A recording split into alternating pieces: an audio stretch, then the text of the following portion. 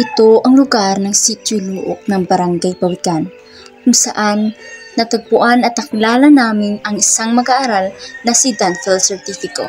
At ngayon, tunghayan natin ang kanyang kwento. Pagsapit ng alas 5 ng umaga, gumigising na si Danfil upang ihanda ang kanyang sarili patungo sa kanyang paaralan.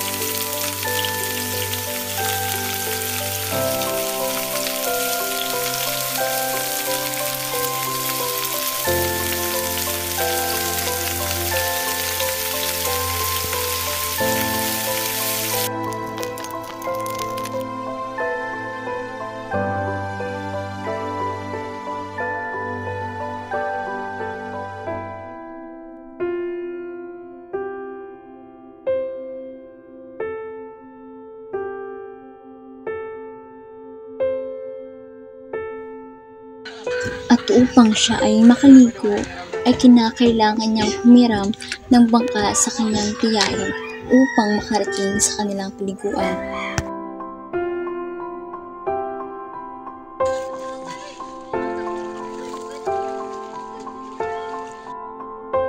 Sinamahan ng aming team si Danfil patungo sa kanilang paliguan. At para sa aming mga baguhan, hindi ito naging madali sa amin. Habang binabaybay niya ang karagatan, ay aming napansin na ito ay medyo may kalagitnaan.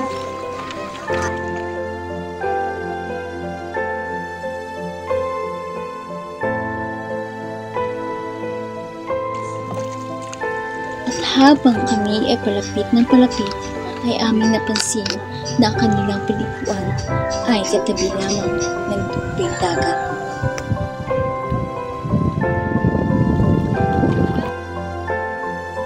At kung inyong mapapansin, ay medyo pahirapan ang daanan papunta sa kanilang paliguan.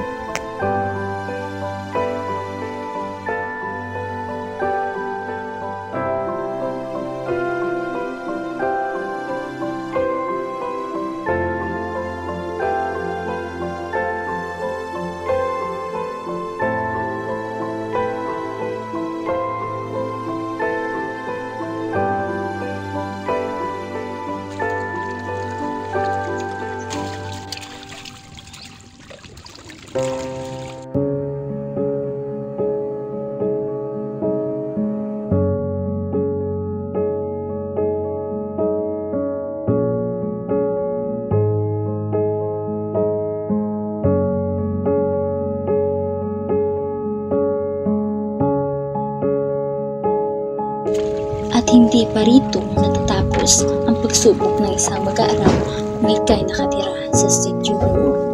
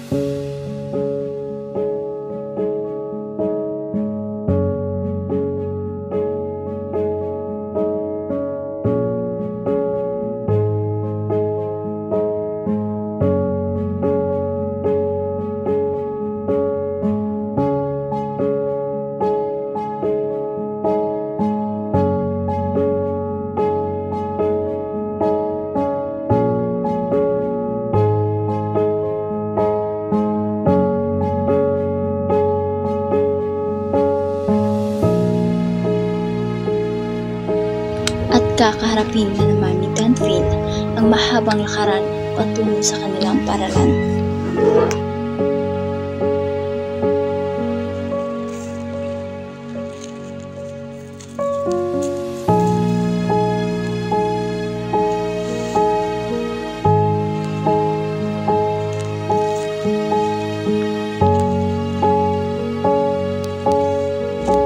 Iyong mapapansin ay matitirik na bato ang kailangan niyang tahakin upang makapunta lamang sa kanilang paaralan. 10 to 15 minutos ang kanyang kailangan lakarin upang makarating lamang sa kanyang paaralan.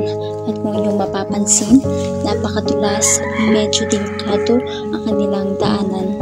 At kung masama ang panahon, ay di na lamang sila pumupunta sa paaralan dahil ito ay napakadelikado.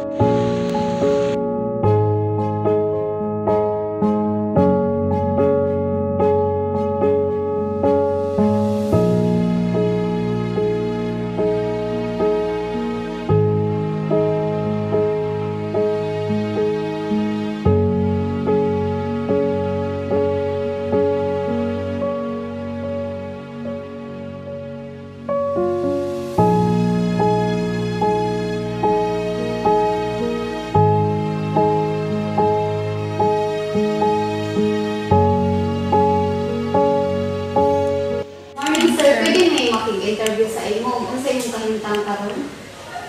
Okay lang sad no. Unsa day mo man sir, taga-asa ka?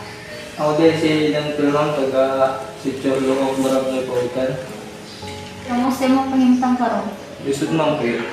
Wala mong kay mga papa, ama. Katay na ng papa mo, ibang mga asawa, sa player ko, kasi Mila. Nyagi, unsa man imong pag-survive karon siya? Wala man, dito yung cater, yung student. Pero karon mo gagawin naman ako. Luitan sa Ginoo. Gusto kaya na lang parang gap niya sa mga. Unsa ka lisod maging usa ka working student sir? Student kayo mo kay hindi balance usay busog ka. May kaon, isa tong kaon, isa tong tubig. So makatulog din ako sa eskwelahan. Na kayo mga isuon sir? Nakamag. Sa Presan mi. Wala mo diskarte lang amo. Sir, sir siya? Oo. Saya mo drive po siya. Na may driver sa pero wala siya lisensya lagi. Giun sa ninyo pag sabot-sabot sa mga isuon kung saan nyo pag survive sa kaadlaw. Magkuhan na. Magsabot rami na. Pag wala ko diskarte sa wala ko gitters, yan asad mo mitag diskarte para namin pambawang. Namin panghatag ila lola. Yung lisod yun mo. Imong lola lang nagbuhi sa inyo? Sit lang, kailangan na nga si lola mo. Kami na lang magkuhan. Say, kadami mo pala ang angkol. Mura, ano, panggasto. Yung sa man imong plano karon sir, mag-graduate na. Kung kailan man, kailangan ko sa mga angkol, mas pila ko man. Pero kung hindi, trabaho na ko man. Kahit lisod kayo man. Hindi din makaya. Unsa man imong maingon sa mga tao nga para sa imo ha? Mahatag din ako na kuhan. mga istorya sa parehan ako nga naglisod sa ilang pinagbuyan. Dayon ragod mo sa sa lisod kay sabot ko nga plano sa inyo ang Ginoo. Ang salig lang gud mo kaning kamot I'm pag-asa nga mupadayon biskan unsa ka lisod. Kay kung di mo maniguro wa gud mo. Sanglit paniguro gud mo nga pagkatapos mo ngita mo kuan nang plano nga kung usawa ninyo para maka-survive mo sa inyong pangadlaw-adlaw. Kami ay lubos na humahanga sa ipinakitang katapangan at kasipagan ni Danville Certifico. Dahil sa kabila kanyang kahirapan, patuloy pa rin siyang nagsisikap at ngayon ay malapit na siya makapagtapos ng high school at kalubos na nagagalak sa kanyang pinamalas na angking kasipagan at determinasyong makapagtapos ng pag-aaral. Kaya sana ito ay magsilbing aral at inspirasyon sa inyo.